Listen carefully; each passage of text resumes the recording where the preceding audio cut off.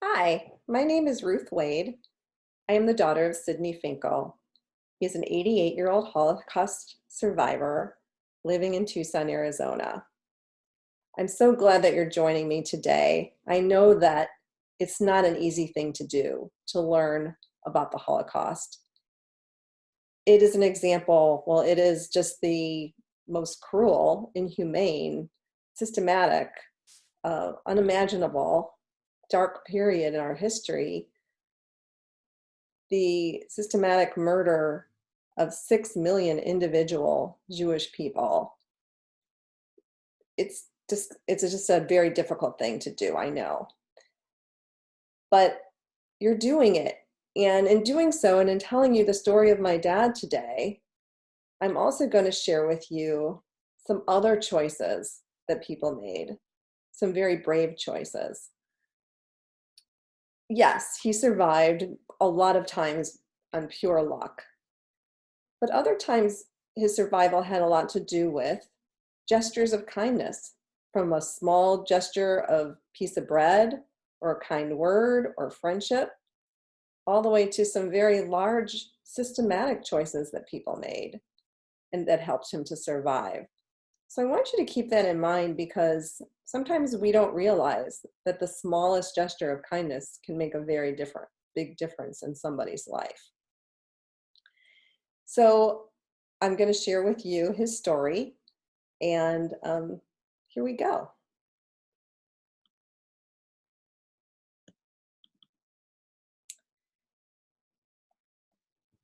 So this is my dad, and here he is today.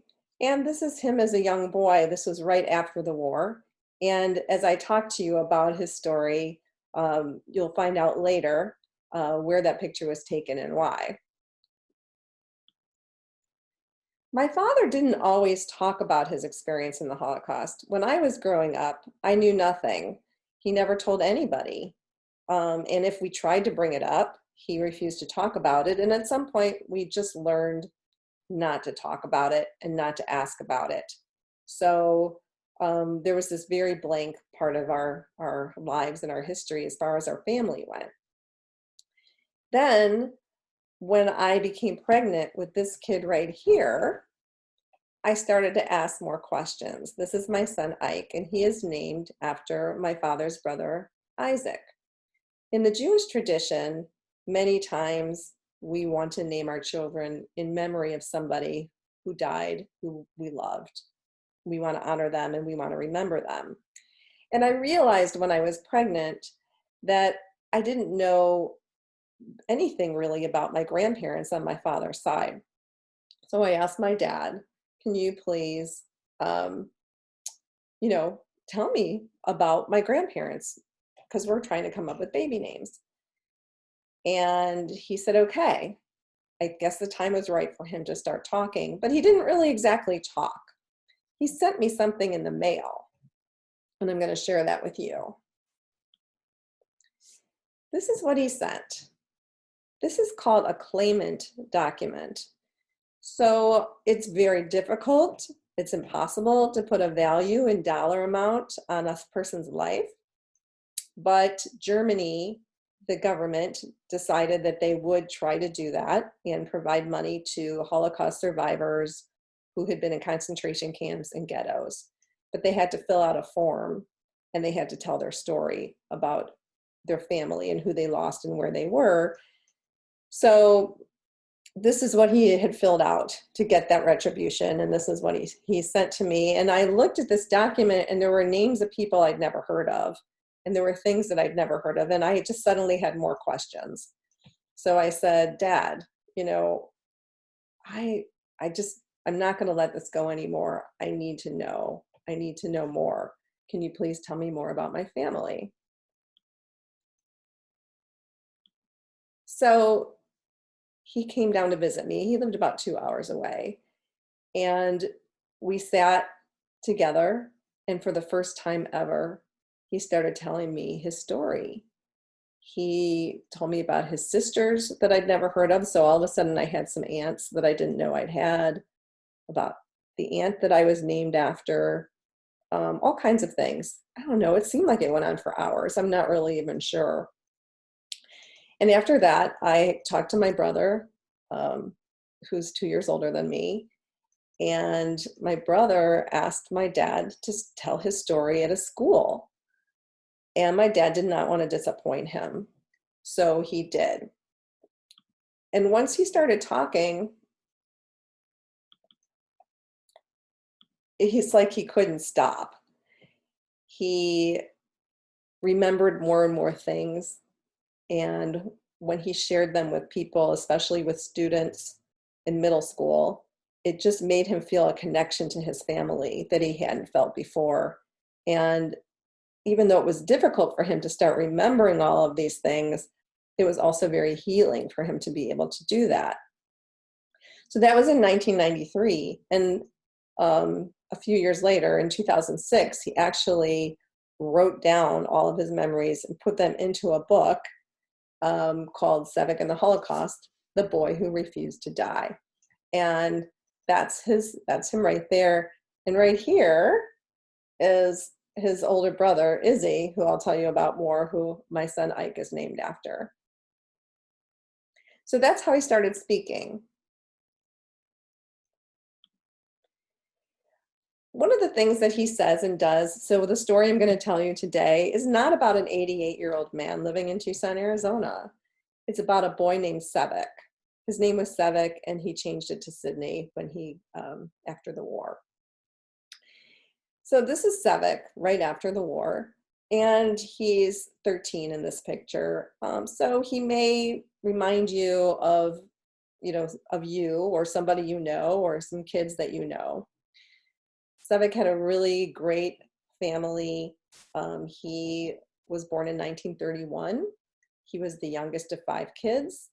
And I got to be honest with you, he was a little bit spoiled because he was the youngest. And he felt like he was really special. His father was really close with him, and he was really close with his father. And, just kind of felt like he could get away with anything. So I have a younger sibling. I get it. It's not always an easy thing to have to deal with in your life. But, sometimes your young siblings are adorable too. Sevek was born and grew up in a town in central Poland, and I put the pronunciation of how to pronounce it up here on the screen because it's a mouthful. It took me a long time to be able to say it comfortably. And the name of his town was Pietrków Trybunalski. Pietrków Trybunalski was a town of about 50,000 people, and there were about 15,000 Jewish people there. There was some integration in the community, but the Jews generally lived in their own neighborhoods. But there was a lot of interaction between the Jews and the non-Jews. And my grandfather, Sevek's father, owned a lumber mill, and he had a lot of, he did a lot of work outside of Pietrków and outside of Jewish neighborhoods, as did his son Isaac, Sevek's older brother. It was a thriving middle-sized town. Let me introduce you to Sevek's family a little bit. So in this picture, this is the oldest of the 5. Her name is Rania. She's 20 years older than Sevek, and she got married. And she almost saw Sevek as it's almost like he had a second mother in her. She was very protective of him and very loving. This middle person here is his Aunt Rachel, who again, when Sevek would get a little wild and people would want to discipline him, he could run to Aunt Rachel and she would protect him and say, what are you doing? Leave that little Sevek alone. And then this is Sevek's mother, Faiga. I don't have a picture of Sevek's father, Leib, but I can tell you from what my dad has told me that Leib just absolutely adored little Sevek, and Sevek adored his father as well, just thought he was his hero. He was just enamored with him. This is brother Isaac. So Isaac was 17 years older than Sevek, and he was an officer in the Polish army. And Sevek just thought he was the coolest, looking so dashing in his uniform, and he got to use a rifle and all that sort of thing. And so he was just, adored his brother Isaac. And I don't have a picture of his sister Franya.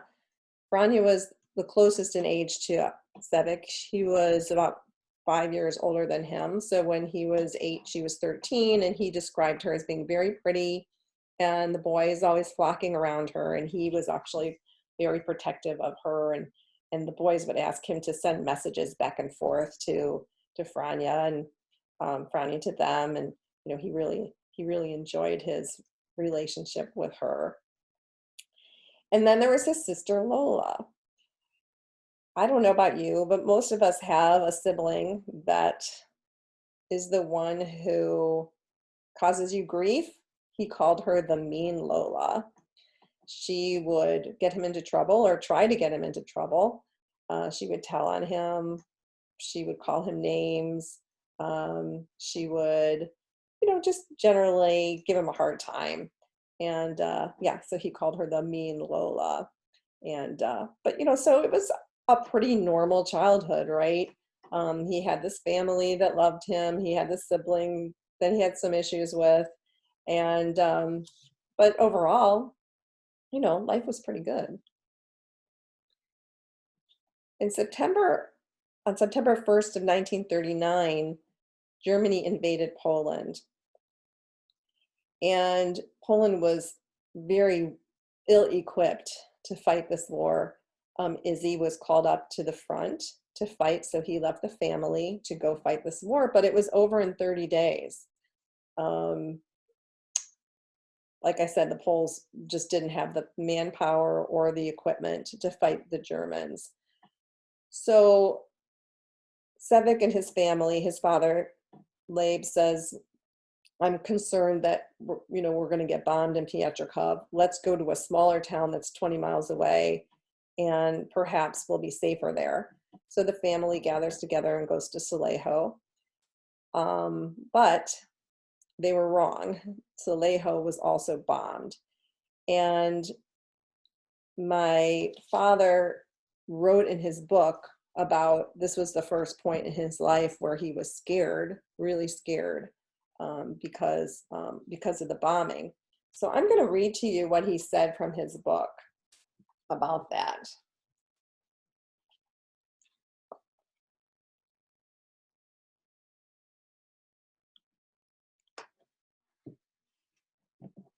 I heard the sound of planes overhead and stopped and was looking up when out of the sky dive bombers descended, and as they drove, they made a horrendous, frightening, whistling sound. They dropped incendiary bombs and everything around me caught fire. Everyone was running in different directions, not knowing where they could find shelter. Cats, dogs, horses, and cows were on fire, but they were still running. I don't know why, but I was frozen to the spot and could not move or stop looking upwards. When the bombers were finished with their destruction, fighter escort planes flew down so low that I could clearly see the pilot sitting in the cockpit as he was firing his machine guns at the people who were trying so desperately to escape the slaughter. Still, I stood with my eyes toward the sky. So you may have experienced something in your life where you just freeze, and that's basically what happened to Sevek. So he froze and he couldn't move, and his mother saw him, and she ran over and she knocked him down to the ground and covered him with her body, until the bombing stopped.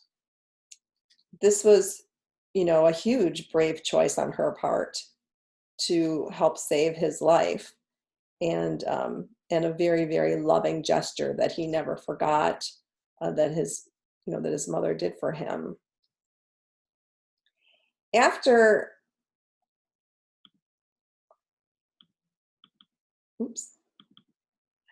the bombing ended, the family decided to go back to Pietrkov. Wow, sorry about that. Decided to go back to Pietrkov. And when they did, Pietrkov had been bombed as well. And not only that, but the Germans had invaded. So now Pietrkov Tribunalski actually became the very first ghetto prison that the Nazis created. And they took an area where 5,000 Polish people lived, and they had them move. And 15,000 Jews that lived in Pietrkov now had to move into that space for 5,000 people. So Sevek's family went from a living situation of probably 5-6 rooms to 1.5 rooms and no running water. They were forced to wear these armbands that told everybody that they were Jews. And this was kind of the beginning too of what I call a dehumanization of the Jewish population, of my family, where you get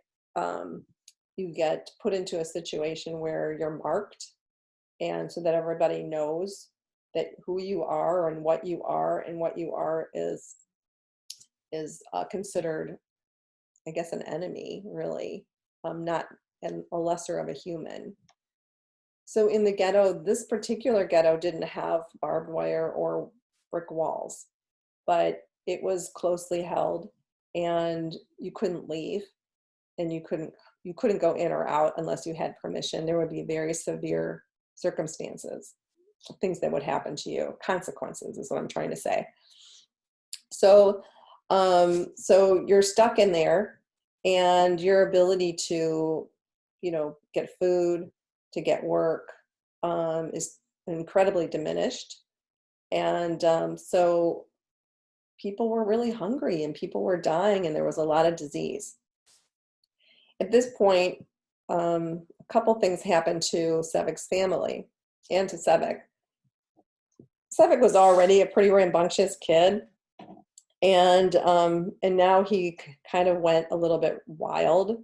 I had a group of friends that he hung out with, and got into some trouble, and and Sevek already thought that he was really special and really cool. So one day, there were some trucks that were unloading some goods, and they were recruiting kids to help to do that. And he thought, so they were older kids, bigger kids, but he thought that he was cool enough and strong enough to do it. So he said he wanted to do it. So he went to help unload this truck.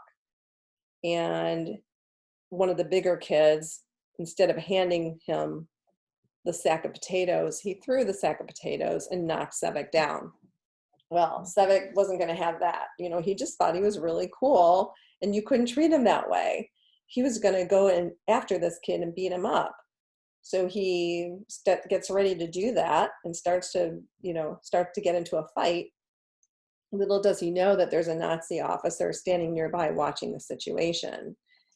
So the Nazi comes over, and he pulls Sevek aside, grabs him, pulls out his revolver, puts a bullet in it, puts it to Sevek's head, and says, "This bullet is going to go in your head." Sevek really thought he was going to die at that moment. But at the same time, somebody else was watching this. One of the Jewish elders who helped the Germans in governing the ghetto saw what was going on. He walked over to the Nazi officer, said something to him, and the Nazi officer put his gun down and told Sevek to go home, which he did immediately. So here's an example where somebody made a brave choice. This Jewish elder who went over to the Nazi and said something to him, we don't know what, and was able to save Sevek's life. Big time, right? Okay. Also, in the ghetto, Sevek and his family were in the ghetto for 3 years. Some other things happened. Rania, Sevek's older sister, who was married, became pregnant. The family was extremely concerned about this. And they made arrangements to have her leave the ghetto, like, smuggle her out of the ghetto and into a Catholic hospital where she could deliver the baby safely.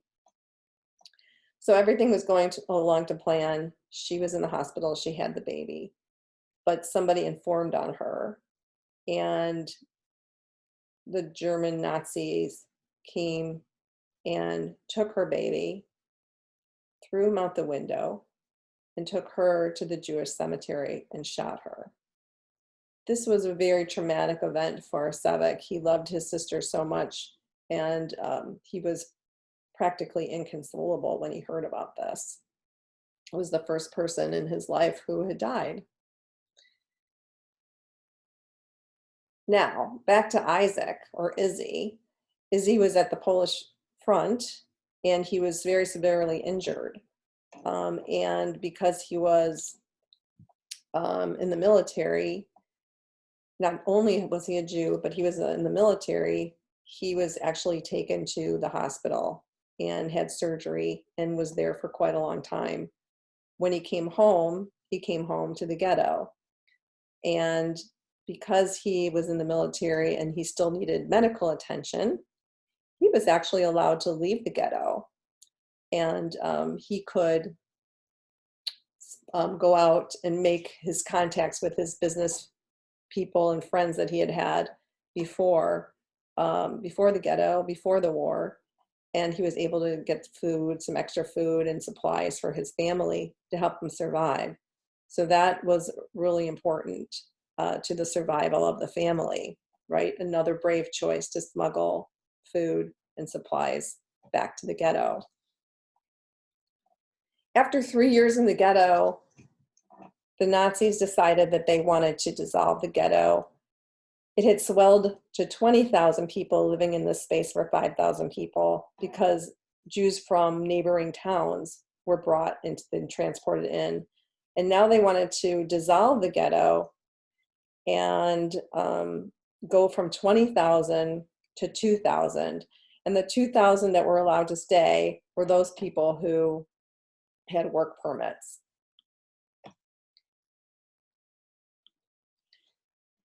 So Izzy, who had those contacts outside the ghetto, was also able to make some contacts to get work permits, very precious work permits. So 20 work permits to stay in the ghetto and work in a barrel factory.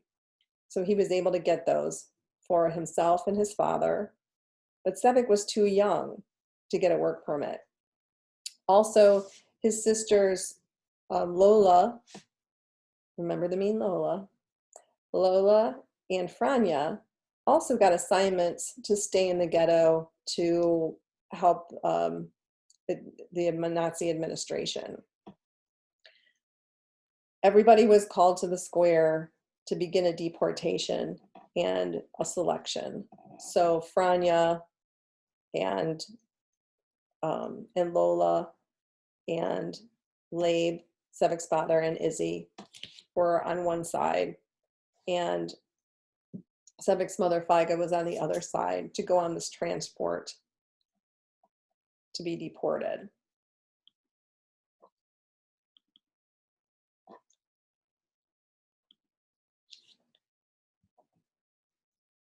Sevek was told by Izzy and his father to hide behind him, hide behind them during the selection. So Sevek hid behind them, and I believe a bribe was also passed to the Nazis so that now also Sevek was on the side that wasn't being selected for deportation.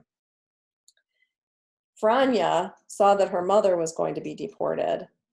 And at this point, of course, they didn't know where these trains were going or why they were being deported or where they were being deported to. And Franya wanted to be with her mother. And Lola held her hand and said, "No, stay with me. Do not go to be with mother. Stay with me here." But Franya refused to listen. And she tore herself away from Lola and went to be with her mother. So unfortunately, this was the last time that Sevek saw his mother and his sister Franya, because those trains where people were being deported to were going to a concentration camp killing center called Treblinka. And when they got to Treblinka, they were killed. They were in the gas chambers.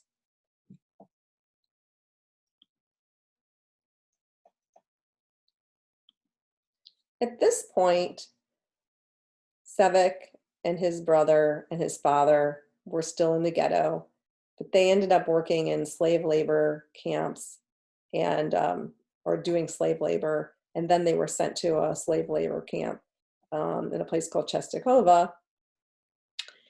And then eventually from there, they were sent to a concentration camp themselves.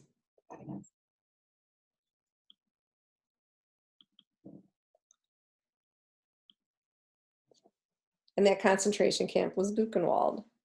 And my father said that when he got on the cattle car to go to Buchenwald, he was actually, even though he and his father and his brother all went to the same place, they were separated. So this is the first time that he was really alone. And these cattle cars were not meant for people, and they were not meant for a large number of people. It was very crowded. There was one pail. They didn't know how long they were going to be there. It was several days. There was no food and no water. When they got off of the train at Buchenwald, there were big dogs and people yelling and screaming, and they were really terrified. They ended up going into Buchenwald and being processed there. And again, this dehumanization continued. So they entered Buchenwald, and they no longer even have names, really. They're only known by numbers. Buchenwald did not put tattoos on, only Auschwitz did that, but he was still known as number 25381. And he ended up, being a prisoner, even, as the continuum continued to be more and more dehumanized. It's hard to imagine, well, it's impossible really to imagine the conditions and what it was like for the people in concentration camps. They were treated so abominably, so little food, so cruel. It's really, I can't put myself in those shoes. I don't think anybody really can. I have a friend whose mother was also a Holocaust survivor, and she was a poet. And she and her sister wrote poetry in the concentration camp. And then they would, like, little sheets of paper, they would write scraps of poetry and verse, and they would sew it into their garments so that it would go undetected. So her mother wrote a poem about what it was like to be there. And I'm going to read that poem to you. So maybe it gives you a little sense of what it was like. It's called Prison Nights by Henya Carmel. You'll never know how terrible these nights have been, braided around hunger and brain like a spiral screwdriver, this pain. You jump, wild-eyed, from your stinking bunk into the darkness and onto the doorstep. Outside, fog shapes the windows into tombs. You want to scratch and howl like a dog.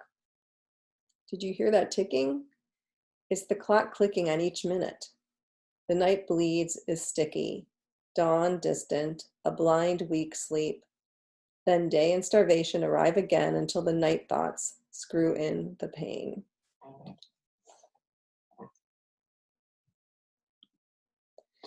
So life in Buchenwald was really difficult, but there was something very interesting going on there that saved a lot of children, including my father.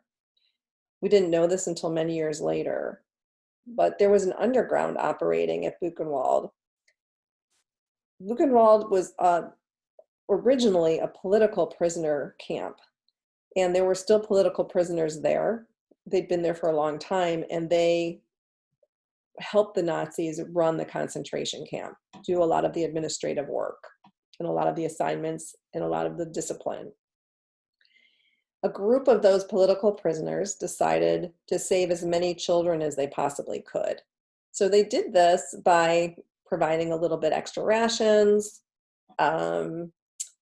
easier work assignments, and hiding them the best they could.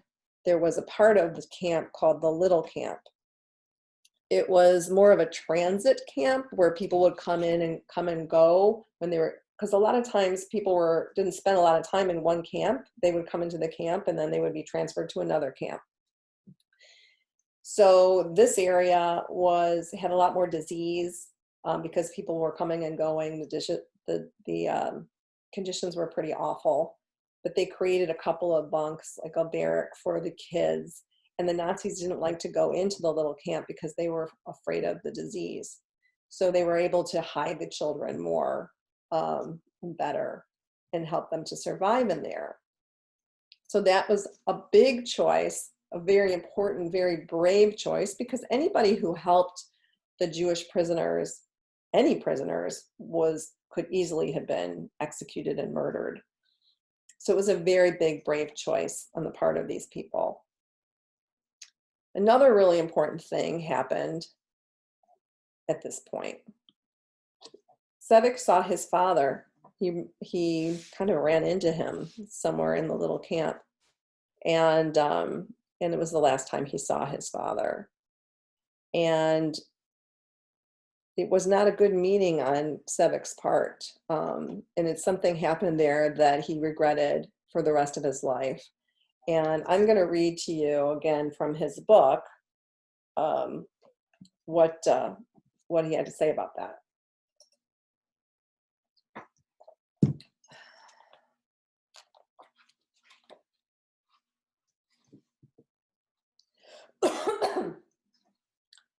I have an indelible memory of my last meeting with my father. He came across me as I was standing with my friends in the compound. My father cried with joy when he saw me. He hugged me. His tears ran down his cheeks. So remember, Sevek adored his father, and his father absolutely adored him. Okay. My father had lost a lot of weight, and he looked very weak and emaciated. He took a piece of bread from the knapsack from his shoulder, and he handed it to me. The gesture of the bread showed his great love for me, since these were the only provisions he had for his transport out of Buchenwald. I took the bread, but I felt agitated and uncomfortable. Here, standing before me, was the one person in the world that I loved more than any other, and yet I was incapable of feeling affection. I bore no resemblance to the son that he knew. Sevek, the fun-loving, affectionate, boyish kid, was dead.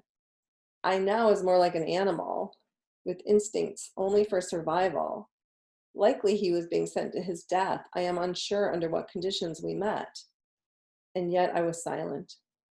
I turned my back on my own father without giving him the slightest bit of encouragement or acknowledgement. Who was I? What kind of an animal had I become in the camps? This encounter was so powerful that it stayed with me for the rest of my life. Guilt plagued me and caused me to believe that I had betrayed my father. I left my father standing alone and walked back to my block to be with the young people. He said, old people, or actually that he thought, old people had no right to live. They were taking resources from the young. My God, I was beginning to think just like the Nazis.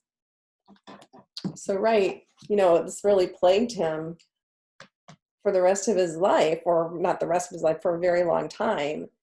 And in 2011, my father, myself, my brother, my father's wife, we were able to go to Buchenwald. We went to Germany. We were invited. They have a memorial commemoration service every year. And we were at the camp. And my father took us to the place where he thought this had happened, where the little camp was.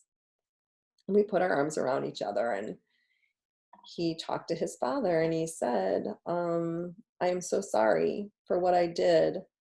I love you so much. I know you love me too. I know you would be so proud of your grandchildren. And I'm sure you're so happy that I made it. And I want to tell you that I apologize and I love you. And that just really helped him to feel better.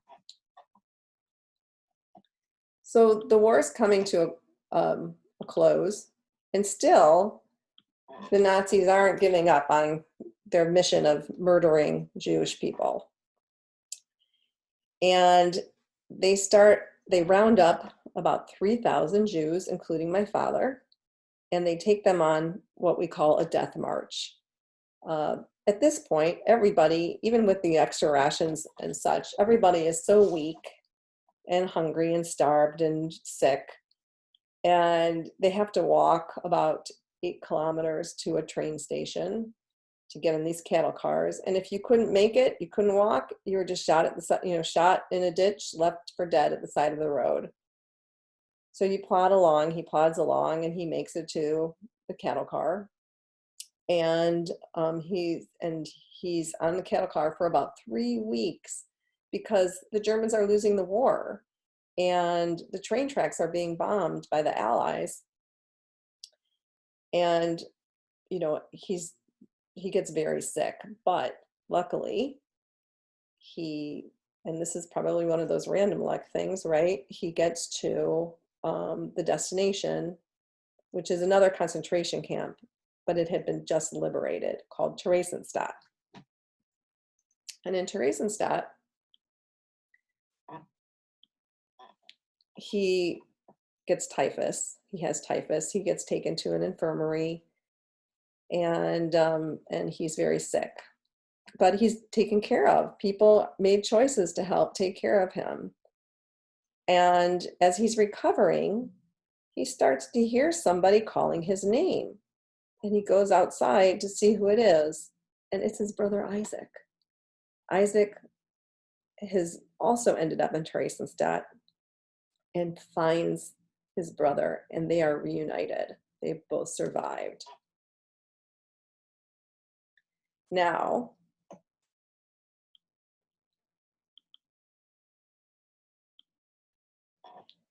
Isaac, who's this guy right here, Isaac becomes part of a group that is allowed to escort 1,000 children to England. England has said, we will take 1,000 Jewish orphans. And 300 of them go on these British bomber airplanes, and are taken to England, to an area called Windermere, which is in the Lake District, to recover. It's a beautiful area called the Lake District. It's a lot of nature and safe environment. And the boys and girls who end up there, the 300, they start to learn how to be, I guess, humans again. I don't know how else to say it. All they know is how to survive. All they know is how to hoard and protect themselves. They don't know how to love. And one of the things that I didn't mention earlier is that one of the things that happened when Sevek went to the ghetto is that there was no more school. At first, it was pretty great, but he stopped his education at the age of 8, so he hardly knew how to read and write, do math, and he needed time to rehabilitate, to recover, to learn how to operate in a normal world again. And at Windermere was the beginning of that. He and these other kids, they called themselves the boys. There were girls too, but they called themselves the boys. And they learned how to be people again. And they became very close, even though they were only together for a fairly short time. But many of them are still in touch today, and their children and their grandchildren are in touch as well. So he goes to England, and he goes to boarding school, and he gets educated. And then he decides he wants to go to America. His brother Izzy stays in England and to raise his family there, but he's learned that his sister Lola, the mean Lola, has survived, and she's in Chicago. He has an uncle who emigrated to Chicago, to the United States, long before the war started, and he sponsors Sevek, who now changes his name to Sidney. So in 1951, at the age of 19, or 20, he emigrates to the United States and begins his career and starts his life. Um, he did finally get his education. You know, he got most of his education in England. He got his GED and his high school GED when he was 51 years old. And in 2012, he became Dr. Finkel because of his Holocaust education work in Chicago, and the university, St. Xavier University, awarded him this. And here he is today, still talking to students all over the Tucson area, you know, and helping kids to get through difficult times in their lives. You know, his book is Sevek, the Boy Who Refused to Die. And one kid said to him, you know, I'm going to be just like you.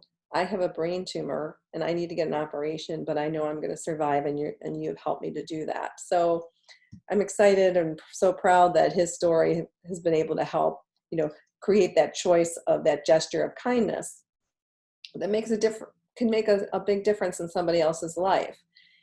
And that's kind of what I want to leave you with, is all of these things that you know, that happened to Isaac, whether it was, I'm sorry, that happened to Sevek, Isaac also, but in this story in Sevek, you know, from his mother laying on top of him during the bombing, his father giving him a piece of bread, the Jewish elder talking to the Nazi, his brother Isaac hiding him behind him during selection, you know, all of these things, large and small, the underground at Buchenwald. Just want to leave you with that notion of, you know, you can be an upstander, you can make a choice. It might be something very small, but it can make a really big difference in somebody else's life. And if you want to talk to my dad, or if you want to email him, you can go to his website and do the contact thing, and he'll write back to you. Also, he has his own story. His story, that the way he tells it, is on YouTube. So I'll leave this up here for a moment, and you can just, you know, look for him, search for him on YouTube as well. But he tells his story there in his own video. I want to thank you for being with me today and giving me the opportunity to share Sevek's story. It's been an honor to be able to do that with you. And I wish you all the best.